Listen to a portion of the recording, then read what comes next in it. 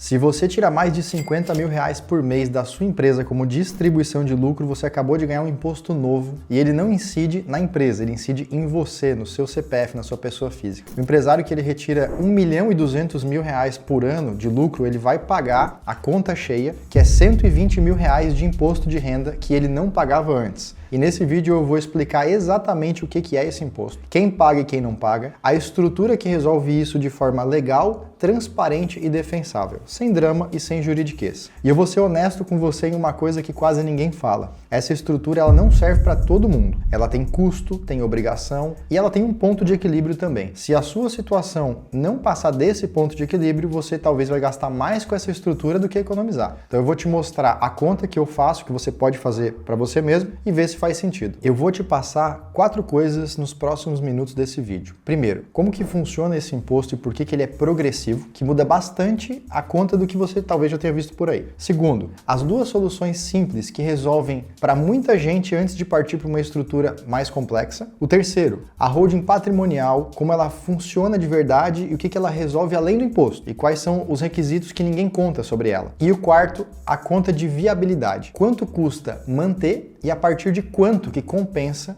para saber se é para você ou não essa estrutura.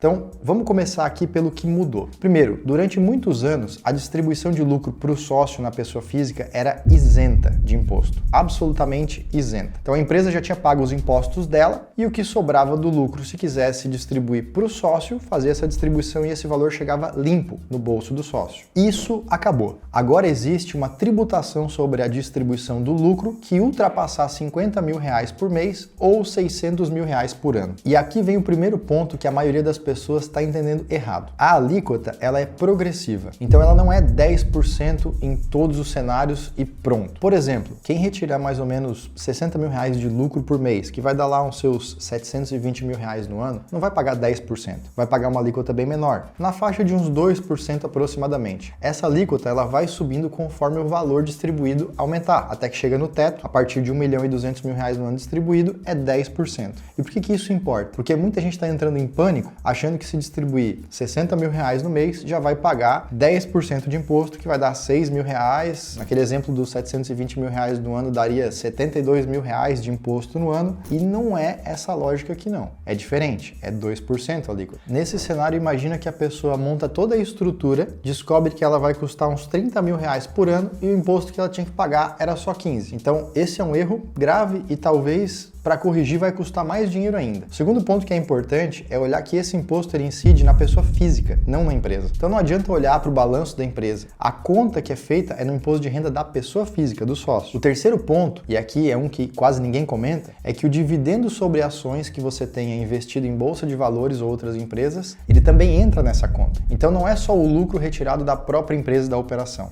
Então presta atenção, existe uma diferença aqui que muda tudo, porque tem muita gente que está fazendo a conta errado. Os 50 mil por mês, eles valem por empresa. Cada empresa que te paga e olha aquele valor que você recebeu. Então, se você tem 45 mil da sua empresa, mais 10 mil de dividendo de outra empresa, você recebeu somadas as duas 55 mil no mês. Mas você não teve a retenção, porque isoladamente nenhuma passou dos 10%. Só que os 600 mil por ano, ele é superado. Então, somando tudo que você recebeu da primeira e da segunda empresa, passou dos 50 mil reais por mês, dos 600 mil reais por ano, vai ter imposto para pagar. E agora, antes de falar de holding, eu quero te mostrar 2 coisas que resolvem para muita gente e que não custam praticamente nada. Porque o advogado às vezes já chega vendendo a estrutura mais cara sem olhar o simples primeiro, que pode servir muito bem para muitos casos. Então a primeira solução que muita gente já tem feito é limitar as retiradas. Por exemplo, você estava acostumado a distribuir 60 mil reais por mês, mas você conseguia viver com 50, então controla agora para distribuir só 50 e não pagar esse imposto. Esse dinheiro vai ficar na empresa, a diferença é que você não retirou, e você pode retirar quando fizer sentido ou quando alguma regra mudar ou quando você tiver alguma estrutura que faça sentido essa retirada do valor a mais. Isso talvez pareça óbvio, mas tem muito empresário que está tirando valor alto por aí, por hábito, por costume,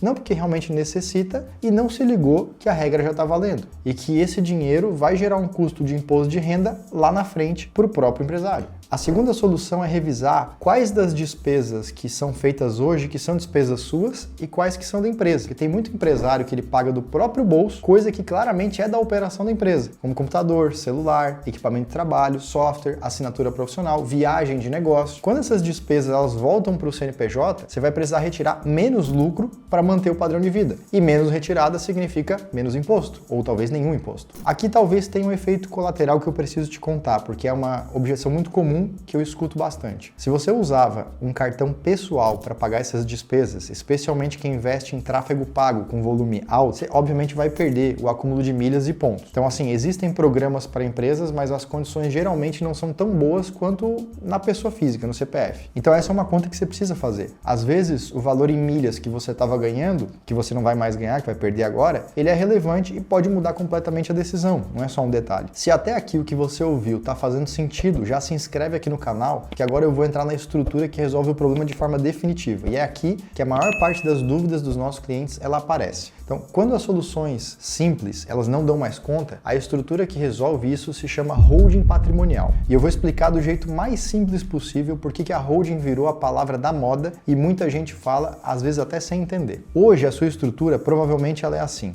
Você, uma pessoa física, é sócio da sua empresa operacional, a empresa vai lá e distribui lucro. O lucro cai no CPF e agora o CPF paga imposto. A holding muda uma peça dessa estrutura, porque você cria uma nova empresa, que é a holding, e essa holding passa a ser a sócia da sua empresa operacional no seu lugar. Pode ser total ou parcial. E você, pessoa física, é o dono da holding. O que isso muda? Muda porque o lucro ele deixa de sair da empresa operacional e ir para o CPF. Ele passa a sair da empresa operacional e ir para a holding. Então é de CNPJ para CNPJ. E nessa situação não existe o imposto de 10%. Dessa forma, o dinheiro chega na holding sem esse imposto. E a partir daí, o seu patrimônio passa a ser gerido pela holding. Ela pode ser proprietária de imóveis, de equipamentos, de investimentos bancários ou em mercado financeiro. E você pode retirar dessa holding o que talvez precise efetivamente para suas despesas pessoais, que aquele limite de 50 mil continua existindo. Então, o dinheiro ele não fica numa conta pessoal parado, ele fica na conta da holding, trabalhando. E você vai retirar o que utilizar de acordo com a estratégia definida. Aqui eu preciso te falar de uma coisa que é muito importante, que é o que separa quem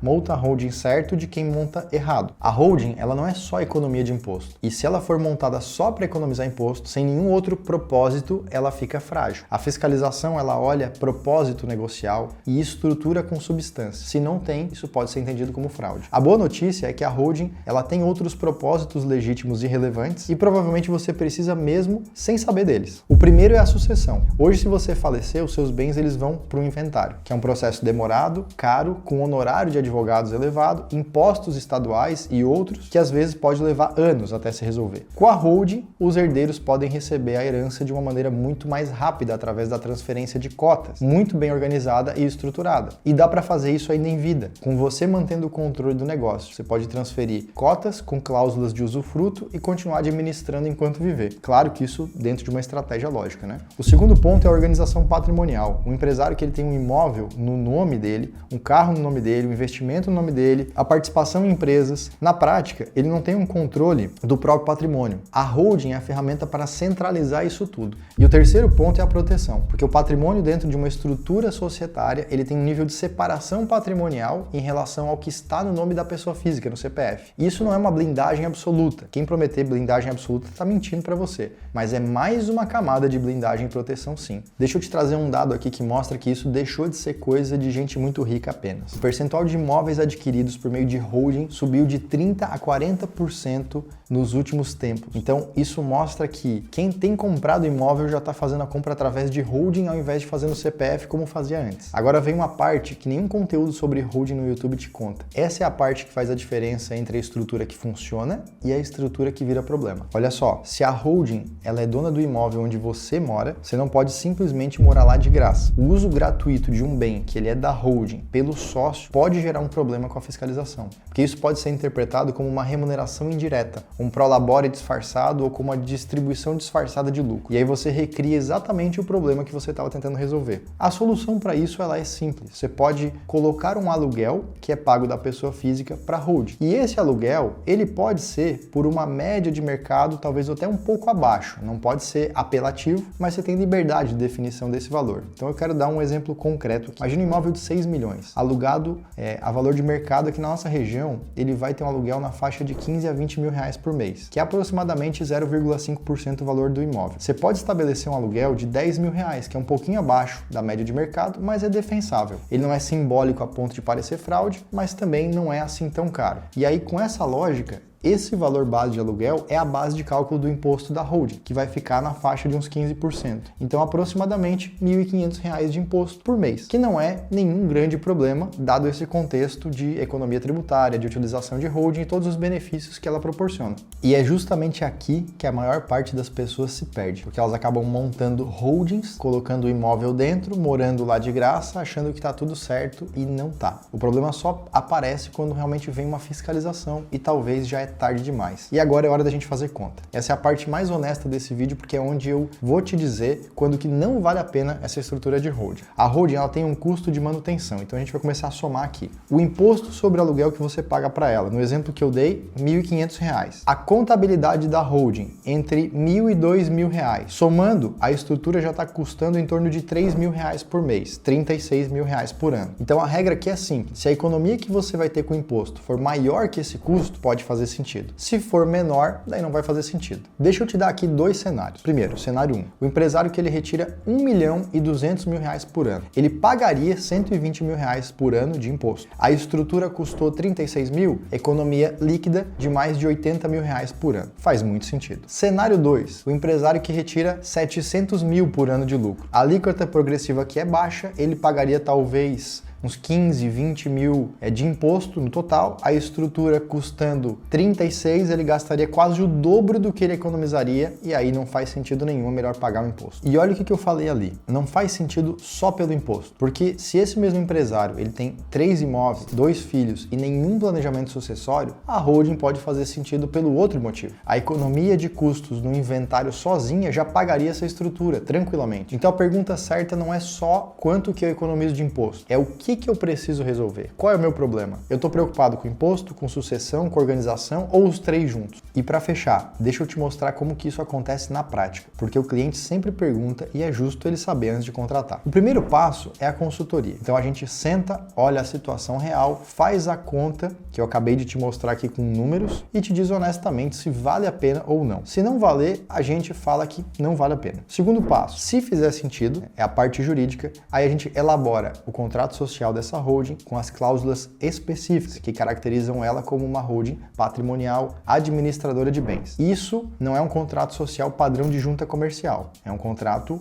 estruturado. As cláusulas, elas importam e são elas que sustentam a estrutura depois. O terceiro passo é a contabilidade. O documento, ele vai para o contador, que faz a abertura do CNPJ e promove a alteração no contrato social da empresa operacional para substituir você pela holding, pode ser total ou parcial. O quarto passo é o acompanhamento, porque a abertura do CNPJ, ela demora, tem etapas, exigências e o cliente às vezes fica sem notícia achando que foi abandonado. Então é importante dar acompanhamento, passar a informação até que esteja tudo funcionando e que isso seja claro e transparente e explicado com clareza. Então, recapitulando, sem drama e sem juridiquês, existe um novo imposto sobre a distribuição de lucro e ele é progressivo. Ele incide na pessoa física e ele tem dois gatilhos diferentes, R$50 mil por mês ou R$600 mil por ano. Antes de partir para a estrutura complexa, olha as duas soluções simples, como a limitação de retirada de gastos e a reclassificação de despesas. Muita gente já resolve por aí. Se não resolver, a holding patrimonial é a estrutura que pode funcionar, mas ela precisa de propósito real, precisa de um aluguel justificado e ela custa, na média, pelo exemplo que eu dei, R$36 mil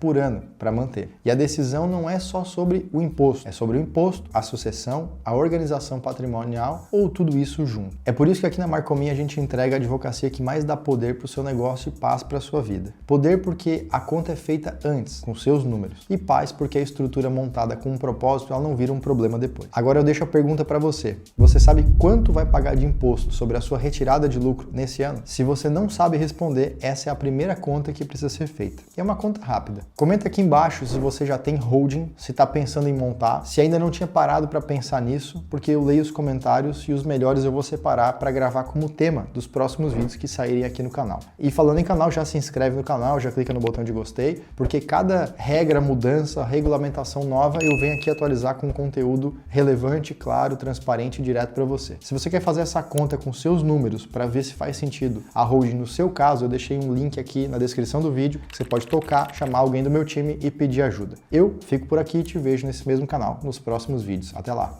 Tchau.